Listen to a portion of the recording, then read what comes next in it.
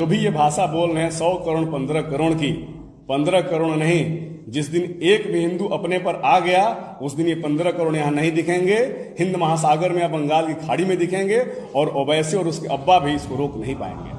तो क्या आपको लगता है कि एनआरसी और सीए जैसा? एनआरसी और सीए, अभी तो सीए लागू किया है, उस पर अपनी महिलाओं को, अपनी बहन बेटियों के सब सड़क पर उतारे हुए हैं। इन सबों को शर्म नहीं आती है? विरोध करना है तुम सीना खोल के आओ।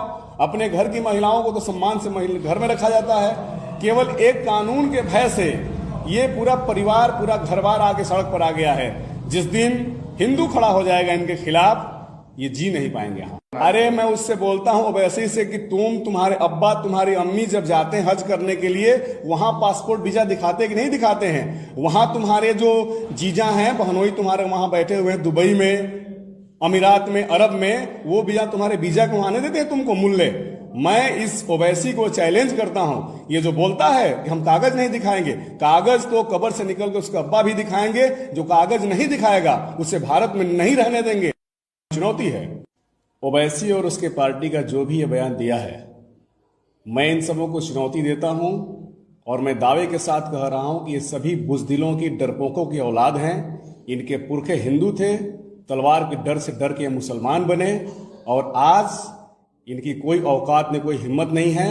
हम लोग तो गुरु गोविंद सिंह के उन साहबजादों के दीवाने हैं, फतेह सिंह और जोरावर सिंह, जिन्होंने औरंगजेब की तलवार से नहीं डरे, इस्लाम स्वीकार नहीं किए और बहादुरी के साथ दीवार में चिनवा देना पसंद किए। लेकिन ये सारे ओवैसी जो बोलता है, जो उसके वारिस पठान बोलता है, ये कमजोर, डरपोक, कायरों की औलादे ये सब हैं। दुर्भाग्य है कि इनके पुरखे हिंदू थे और आज ये मुसलमान बन के, मैं दावे के साथ कह रहा हूं, ओवैसी की पार्टी, ये सारे के सारे वही मुसलमान यहां भारत में रुके थे जो साजिश के तहत रुके थे 47 में, फिर से देश को बांटने के लिए, भारत पर इस्लामिक राज कायम करने के लिए। लेकिन मैं चुनौती देता हूं ओवैसी को, ओवैसी का अब्बा और उसका अब्बा जो कब्र में से भी निकल के आकर के भारत को अब कमजोर नहीं कर सकता है।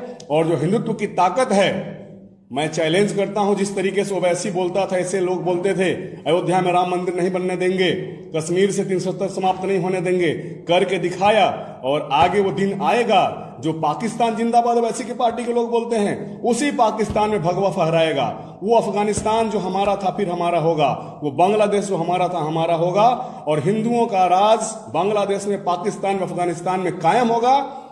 ओवैसी और उसके पार्टी, ओवैसी जैसे गद्दार, देशद्रोही, जो हिंदू द्रोही हैं, जो अपने पुरखों का अपमान करते हैं, जिनके पुरखे बुजदिल औरंगजेब को जजिया कर न दे सके, इसके लिए मुसलमान बन गए, यही आज भों कर रहे हैं। जहां ये अकेले रहते हैं मुल्ला, जिन बस्तियों में अकेले रहते हैं हिंदुओं की, जिन बस्तियों में, वहां कमजोर बन के रहते हैं, और जहां तादाद बढ़ती है हिंदुओं का जीना मुश्किल कर देते हैं। ऐसे कमजोर कायर लोग हमें चुनौती नहीं दे सकते हैं। और वो दिन आएगा, यहां पर जो बात करते हैं, भारत में भगवा लहरा रहा है, और जो भी हिम्मत कर रहा है भारत और हिंदू के खिलाफ बोलने का, हम उसको मटिया में।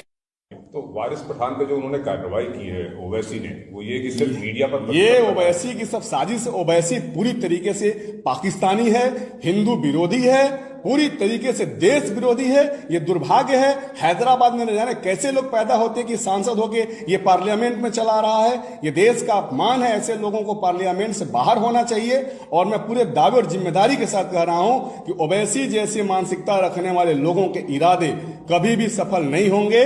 और आज भारतीय जनता पार्टी का जब तक भी एक भी कार्यकर्ता इस भारत की भूमि पर जीवित रहेगा, तब तक ओवैसी 15 करोड़ क्या, 50 करोड़ भी, पूरी दुनिया के सारे मुसलमान भी आकर के भारत को नहीं तोड़ सकते हैं और हिंदुओं को पराजित नहीं कर सकते हैं। हमने संकल्प लिया है, हमने ठाना है, बांग्लादेश, पाकिस्तान, अफगानिस्तान जो हमारा था, हिंदुओं का राज था, इन काफिरों के, ये बाबर की औलाद बोलते हैं अपने को, ये हिंदुओं की औलाद हैं।